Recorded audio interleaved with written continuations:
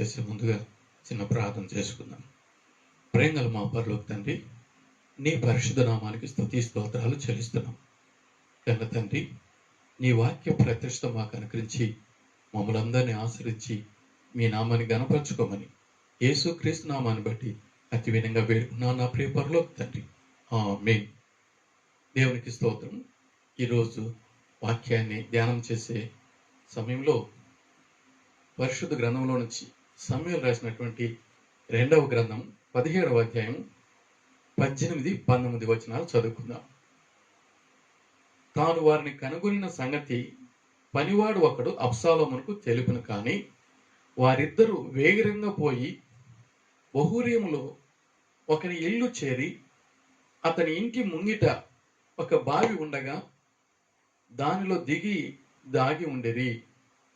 ఆ ఇంటి ఇల్లాలు ముతక గుడ్డ ఒకటి తీసుకుని వచ్చి బావి మీద పరిచి దానిపైన గోధుమ పిండి ఆరబోసిన కనుక వారు దాగిన సంగతి ఎవరికి తెలియకపోయెను. దేవునికి స్తోత్రం. యేసుక్రీస్తు వారి యొక్క పరిశుద్ధ నామములో మీకు అందరికీ కూడా నా హృదయపూర్వక వందనాలు తెలియజేసుకుంటున్నాను.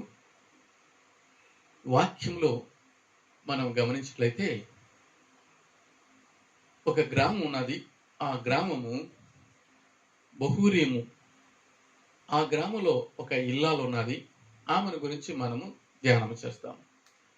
ఈమెలో ఉన్నటువంటి సుగుణాలు మన జీవితాల్లో కూడా మనం కలిగించుకోవడానికి దేవుడు కృపను అనుగ్రహింప చేయనుగాక. ఇజ్రాయెల్ దేశాన్ని దావీదు రాజు పరిపాలన చేస్తూ ఉన్నాడు. దావీదు యొక్క కుమారుడైనటువంటి అబ్షాలోము తండ్రి మీద తిరుగుబాటు చేసి అక్రమంగా రాజ్యాన్ని కబలిస్తాడు. ఆ సందర్భంలో దావీదు అడవులకి పారిపోవాల్సి వచ్చింది.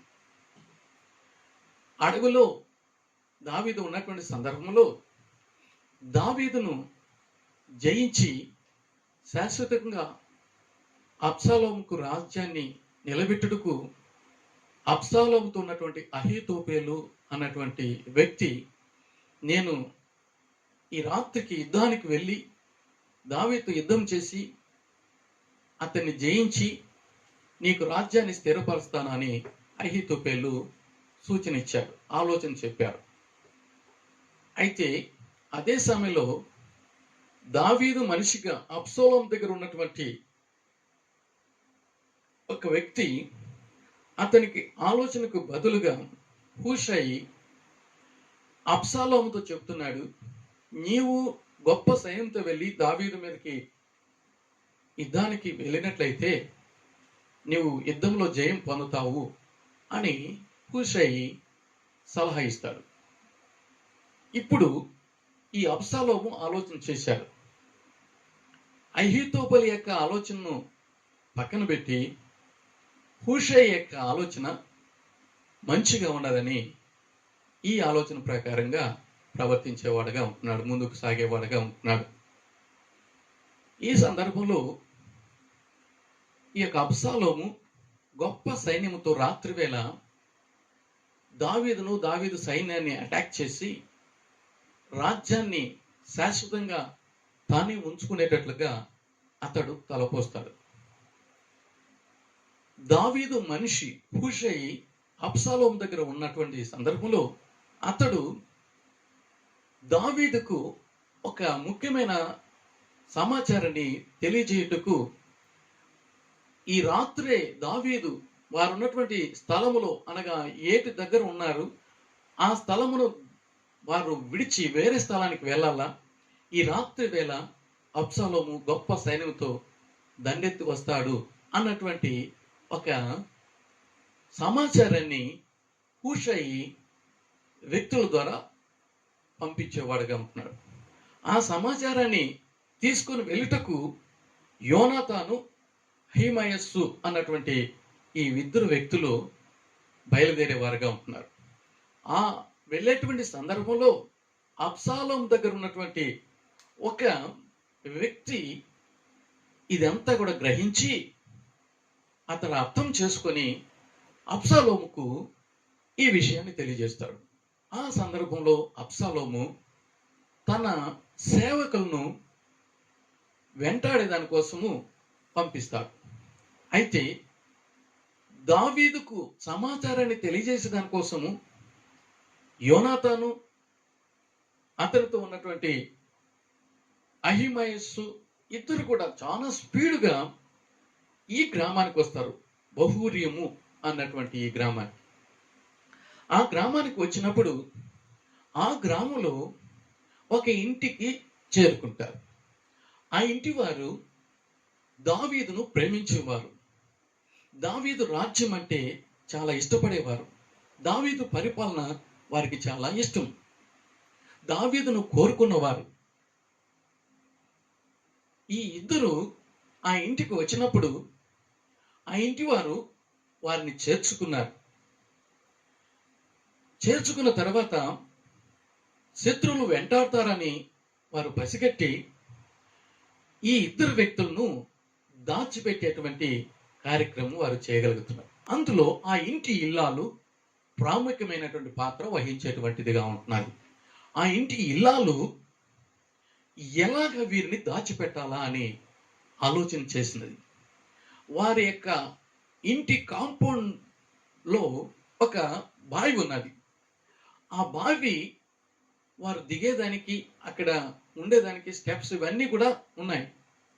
ఆమె బాగా ఆలోచన చేసి వారు ఆ బావిలో దిగి ఉండుటకు, ఆ తర్వాత ఆ బావి పైన ఆమె ఒక ముతక బట్టను పరిచి ఆ బట్ట పైన గోధుమ పిండిని ఆరబోసింది.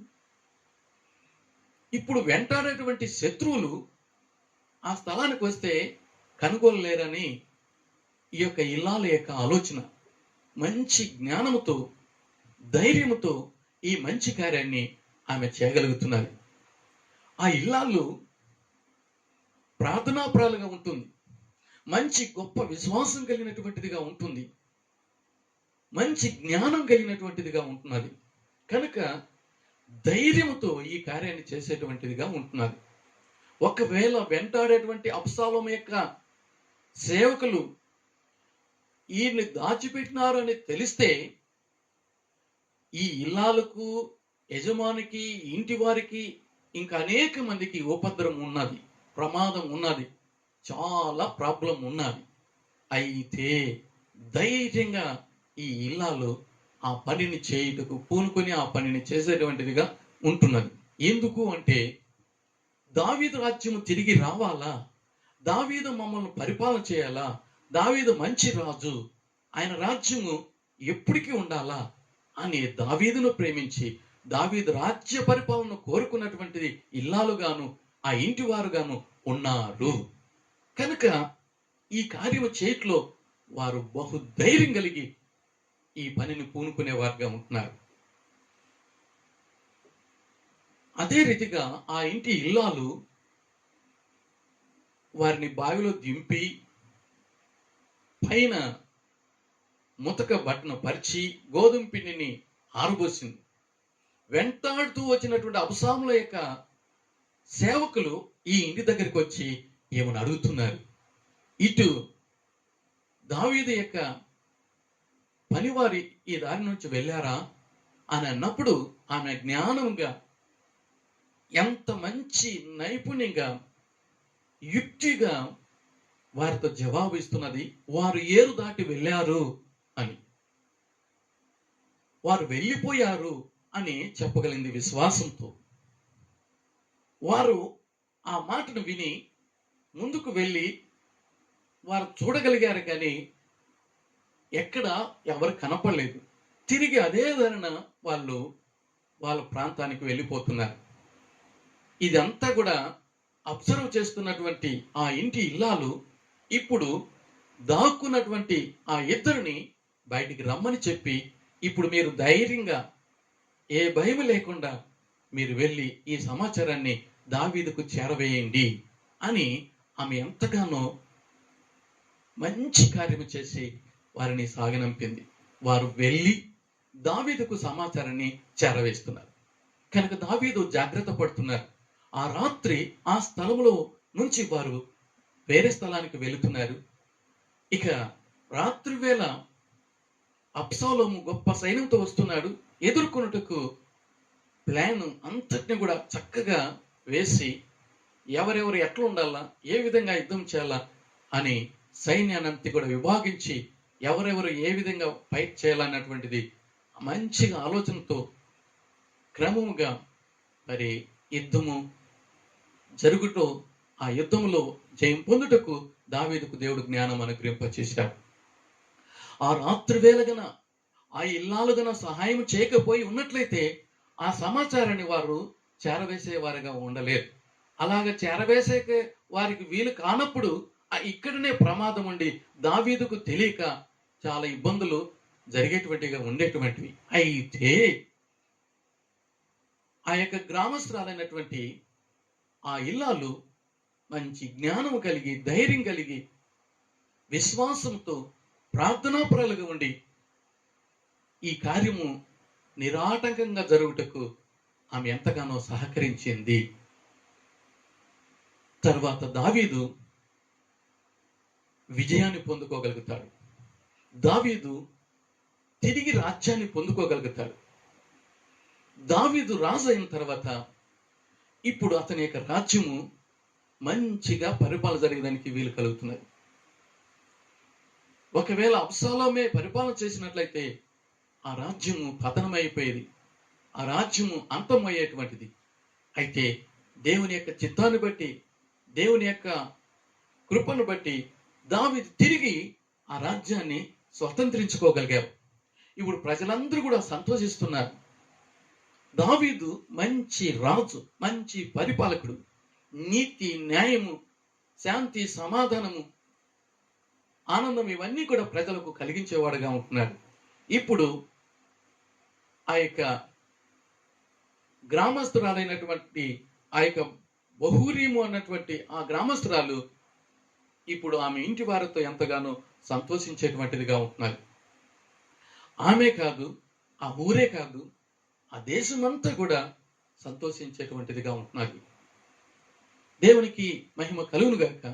ఆ ఊరిలో నుంచే దావీదు తన రాజ్యాన్ని వదిలి అడవులకి పారిపోయేటువంటి సందర్భంలో పౌలు వంశీయుడైనటువంటి వ్యక్తి ఎంతగానో దుఃఖం కలిగించిన వాడుగా ఉంటున్నాడు దావీదుకు. ఆ వ్యక్తి షిమి. ఇతడు సౌలు యొక్క వంశీయుడు. దావీదు యొక్క సైన్యాన్ని ఎంతగానో తూలనాడుతూ రాళ్లతో విసురుతూ, రాళ్ళు విసిరేవాడుగా, శపించేవాడుగా, చీపో అని ఎన్నో మరి మాటలు పలుకుతూ, దుమ్మెత్తి పోస్తూ, ఈ విధంగా శపిస్తూ దావీదుతో ఉన్నటువంటి వ్యక్తులను ఆయన చేయగలిగాడు. అయితే దావీదు దేవుని చిత్తానికి అప్పగించేసినాడు. ఆ ఊరిలో షిమి దావీదును ద్వేషించేవాడిగా ఉంటున్నాడు. అయితే అదే ఊరిలో నుంచి, బహూరీము యొక్క ఆ ఊరిలో నుంచి ఒక మంచి ఇల్లాలను దేవుడు దావీదును ప్రేమించేటట్లుగా చేశాడు. దావీదు యొక్క రాజ్యానికి, ఆయన యొక్క పరిపాలనకు ఆటంకాలు తొలగించేటట్లుగా ఈ స్త్రీని ఒక సాధనంగా దేవుడు, ఆ ఇంటి వారిని దేవుడు ఒక పనిముట్టుగా వాడుకోగలిగాడు. దేవునికి మహిమ కలుగును గాక.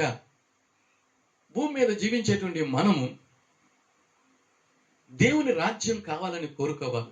అందుకే మత్తయి సువార్త 6వ అధ్యాయం 10వ వచనంలో పరలోకమందున్న మా తండ్రి నీ రాజ్యం వచ్చునుగాక అన్నటువంటి ప్రార్థన చేస్తాం. వీరు కూడా ఆ విధంగానే ప్రార్థించేవారుగా ఉంటున్నారు. తండ్రి నీ రాజ్యాన్ని మాకు దయచేయండి, దావీదు రాజ్యాన్ని మాకు ప్రసాదించండి, అబ్షాలోము రాజ్యం మాకు వద్దు, నీకు విరుద్ధమైనటువంటి వేరైనటువంటి ఏ రాజ్యం కూడా నిలవదు, నీ రాజ్యమే శాశ్వత కాలం ఉంటుందని ఆ ఇల్లాలు ఇంటి వారు ప్రార్థించేవారుగా ఉంటున్నారు. కనుక దావీదు రాజ్యాన్ని ప్రేమించేవారుగా ఉన్నారు. కనుక ఏమి జరిగినా కూడా దేనికి కూడా భయపడకుండా ధైర్యంగా వారు ఆ కార్యం చేయటకు ఎంతగానో కృషి చేశారు, శ్రమ పడ్డారు. మంచి దేవుని జ్ఞానం కలిగి, దేవుని జ్ఞానాన్ని బట్టి ఆ కార్యాన్ని నెరవేర్చుకునేదానికి దేవుడు సహాయం దయచేశాడు.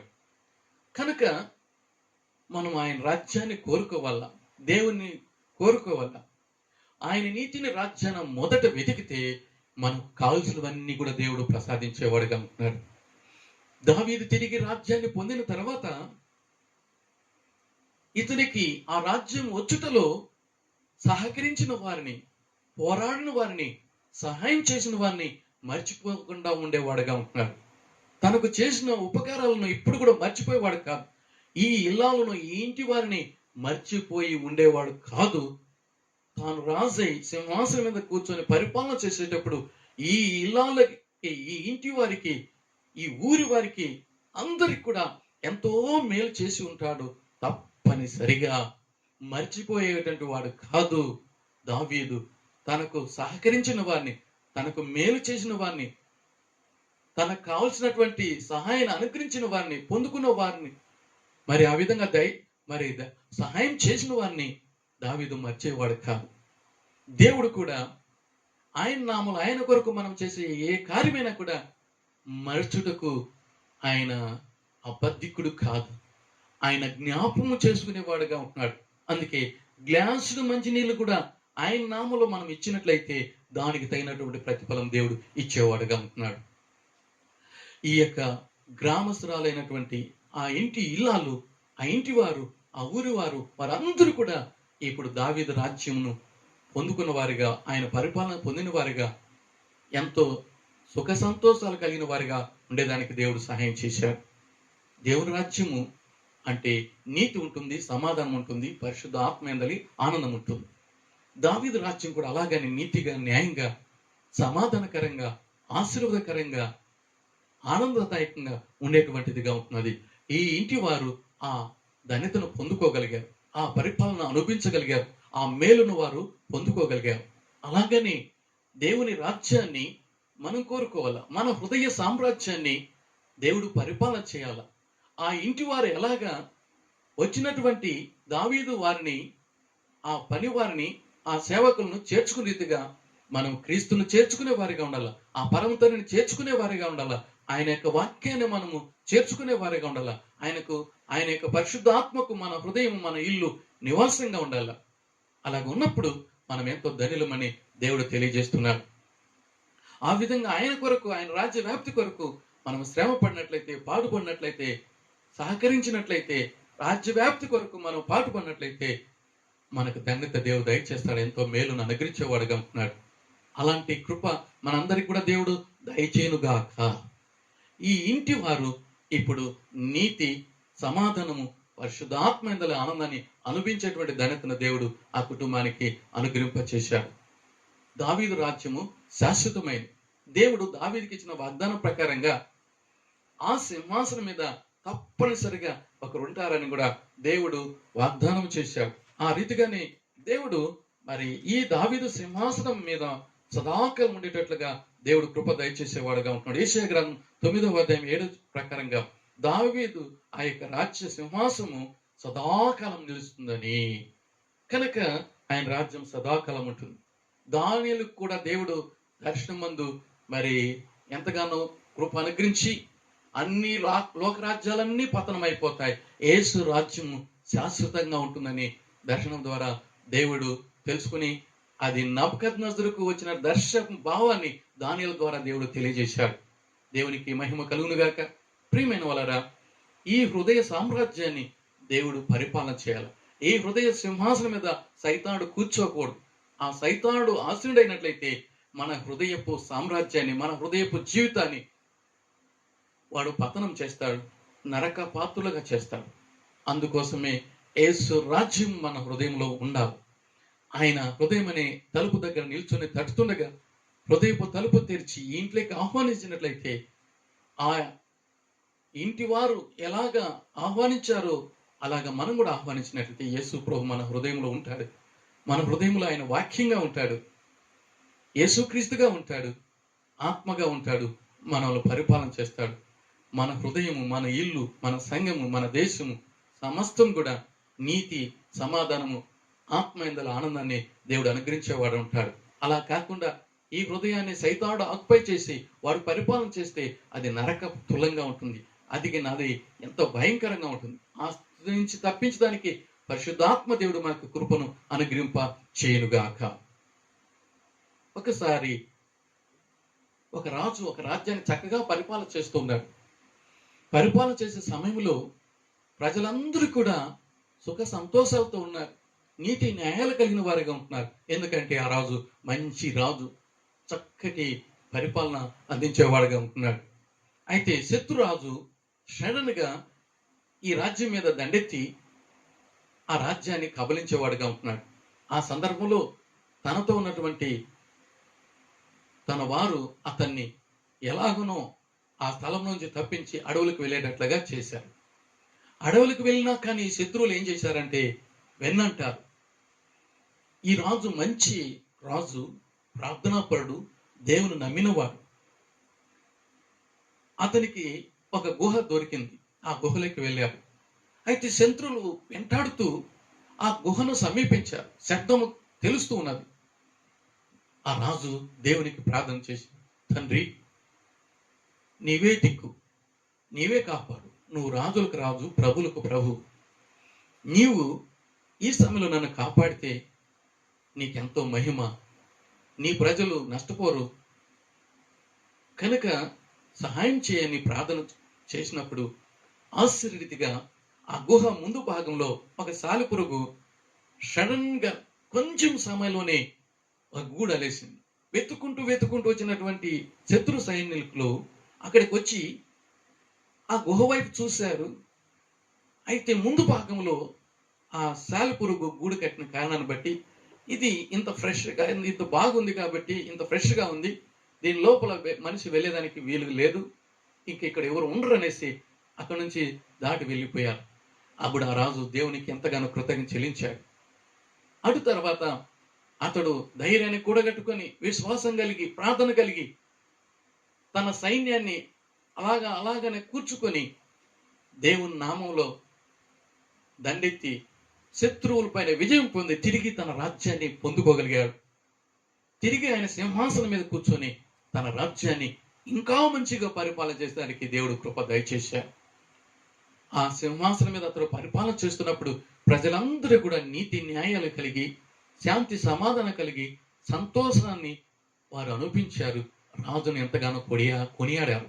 కనుక మన హృదయాన్ని కూడా రాజులకు రాజైన, ప్రభులకు ప్రభు అయినటువంటి యేసురాజు పరిపాలించలాగా, దావీదు సింహాసనం మీద యేసు ప్రభు సదాకాలం రాజుగా ఉండి పరిపాలించే రీతిగా నిత్య రాజ్యాన్ని పరిపాలించేవాడుగా ఆ దేవుడు మనకు కూడా కృపను అనుగ్రహించడానికి సహాయం దయచేయునుగాక.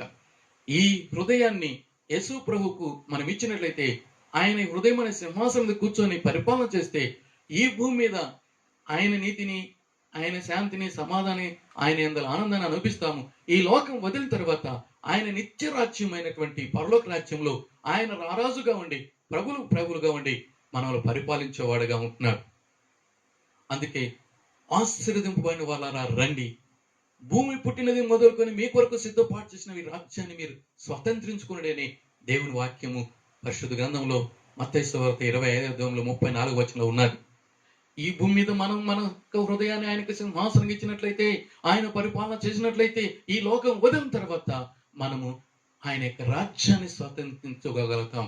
ఆయన రాజ్యము శాంతి, సమాధానము, నిత్య జీవము, యుగ యుగాలు ఆయనతో ఉండేటువంటి ధనత్వము, శాశ్వతమైన రాజ్యంలో మనం ఉండగలుగుతాం. అలాగా లేకపోతే శపింపబడిన వారుగా ఉండి పాతాళంలో పడేటువంటి స్థితి ఏర్పడుతుంది. అక్కడ అగ్ని ఆరదు, పురుగు చాగదు. అది ఎంతో భయంకరమైనటువంటి శిక్ష. ఆ శిక్షకి ఎవరు కూడా గురి కాకుండా ఈ హృదయాన్ని, ఈ ఇంటిని ఆయన ప్రభువుకి ఇస్తే, ఆయన పరిపాలన చేస్తే ఈ భూమి మీద శాంతి సమాధానం కలిగి ఉంటాం. ఈ లోకం వదిలిన తర్వాత నిత్య రాజ్యంలో సదాకాలం ఆయన యొక్క పరిపాలనలో ఉండగలుగుతాం. అలాంటి పరిపాలన యుగ యుగాలు కూడా దేవుడు మనకు అనుగ్రహించేవాడుగా ఉంటున్నాడు. అలాంటి కృపను పరిశుద్ధాత్మ దేవుడు మనకు అనుగ్రహింప చేయునుగాక. సిలువలో వేలాడుతున్నటువంటి యేసు ప్రభు ప్రక్కన ఇరువురు దొంగలు కూడా వారి యొక్క అపరాధాలు బట్టి, వారి యొక్క నేరాలు బట్టి, వారి పాపాలు బట్టి శిక్షను అనుభవిస్తున్నారు.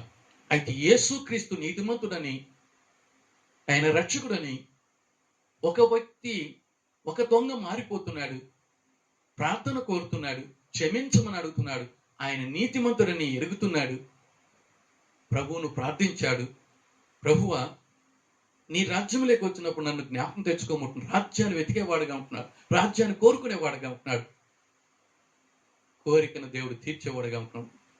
నీతిమంతుడని ఎరిగాడు, నీతిమంతుడుగా తీర్చబడుతున్నాడు ఆ ప్రభువు నమ్మిన దాన్ని బట్టి. అప్పుడు అతనికి ఆదరణ కలుగుతున్నది, సమాధానం కలుగుతున్నది. ఇప్పుడు రాజ్యాన్ని స్వతంత్రించుకునే దానికి కృపను దేవుడు దయచేసేవాడుగా ఉంటున్నాడు. అతనికి నీతి కలుగుతున్నది, సమాధానం కలుగుతున్నది, ఆత్మలో ఆనందం కలుగుతున్నది. ఇప్పుడు రాజ్యాన్ని స్వతంత్రించుకునేవాడుగా ఉంటున్నాడు. ఎంత ధన్యతను ఆ మారిపోయినటువంటి దొంగకు దేవుడు అనుగ్రహింప చేస్తున్నాడు. ఒకవేళ ఈ లోకంలో ఇంకను హృదయాన్ని దేవునికి ఇవ్వకపోయినట్లయితే, ఇప్పుడైనా ఈ మాటలు వింటున్నటువంటి ఈ సందర్భంలోనైనా హృదయాన్ని దేవునికి ఇస్తే, ఈ సింహాసనం ఆయన ఆసుండై నీకు శాంతిని, సమాధానాన్ని అనుగ్రహింపచేసి నిన్ను ఆయన పరిపాలన చేసేవాడుగా ఉంటున్నాడు. ఈ లోక సమస్యల నుంచి, ఈ లోక ఇబ్బందుల నుంచి, ఈ లోక వ్యాధుల నుంచి, బాధల నుంచి, సమస్యలు అన్నిట్లోంచి విడిపించి ఆయన చక్కటి పరిపాలన ఉంటుంది, సమాధానకరమైనటువంటి పరిపాలన ఉంటుంది, ఆశీర్వాదకరమైన పరిపాలన ఉంటుంది. ఈ భూమి మీదనే కాదు, శాశ్వత కాలము ఈ యొక్క ధనితను మనం స్వతంత్రించుకోగలుగుతాం. కనుక ప్రియమైన సహోదర, సహోదరి, ఇంకను నీ హృదయం అనేటువంటి సింహాసనాన్ని దేవునికి ఇవ్వకపోతే, ఒకవేళ ఆ సింహాసనం మీద సైతానుడు ఉండి నీ జీవితాన్ని, నీ హృదయాన్ని, నీ ఇంటిని దుఃఖభరితంగా చేస్తున్నట్లయితే, ప్రభుకు చోటు ఇచ్చినట్లయితే, ఆ స్థానం నుంచి సైతాను దేవుడు దూరపరిచి ఆయన రాజ్యం వస్తుంది. అందుకే నీ రాజ్యం వచ్చునుగా, కానీ మనము ఆయన రాజ్యాన్ని కలిగి, ఆయన యొక్క పరిపాలన కలిగి, ఆయన యొక్క ఆశీర్వాదాలు పొందుకొని, మనము శాంతి సమాధానాలు పొందుకొని, మన ద్వారా ఇంకా అనేక మందికి ఉపయోగపడేటట్లుగా మనల్ని దేవుడు వాడుకునుగాక. ఆ యొక్క గ్రామస్తురాలు, ఆ ఇల్లాలు, ఆమె చేసినటువంటి కార్యం బట్టి ఆ ఇంటి వారు మరి అందరూ మరి ఎంతో మేలు పొందారు. నీవు నేను కూడా మన హృదయంలో దేవునికి చోటిచ్చి ఆయన పరిపాలన కలిగిన వారిగా ఉండి, ఆయన పరిపాలన విస్తరించేటట్టుగా ఈ రాజ్య వ్యాప్తి కొరకు ఆ ఇల్లాలు పాటుపడిన రీతిగా నువ్వు నేను కూడా పాటుపడదాం. ఈ రాజ్య వ్యాప్తి కొరకు మనం ఎంతగానో ఈ సువార్తను అందించటంలో, బూదిగంతాల వరకు అందించటంలో సహకరిద్దాం, పాటుపడదాం, ప్రయత్నించుదాం, శ్రమ పడదాం. తగిన ప్రతిఫలం దేవుడు ఇచ్చేవాడుగా ఉంటున్నాడు. వారికి తగినటువంటి ప్రతిఫలం దేవుడు ఇస్తాడు. ఆ యొక్క గ్రామస్తురాలు ఆ సహోదరికి, ఆ ఇల్లాలకు తప్పనిసరిగా దేవుడు గొప్పగా ప్రతిఫలం ఇచ్చిన వాడుగా ఉంటున్నాడు.